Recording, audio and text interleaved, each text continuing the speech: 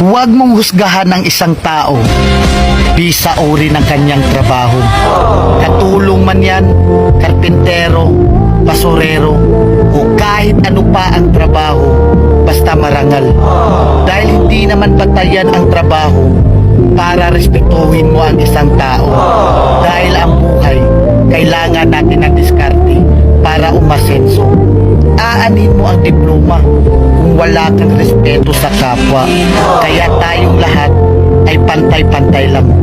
Tayong lahat ay may karapatang tratuhin ng tama kahit walang pinag-aralan. Tandaan natin, kahit ano pang kurso ang natapos mo, kahit ano pang diploma ang hawak mo, kahit mayaman o mahirap ka lang, lahat tayo kapag namatay, iisa lang ang titulong diplomang nakaukit sa lapida natin. Rest and peace.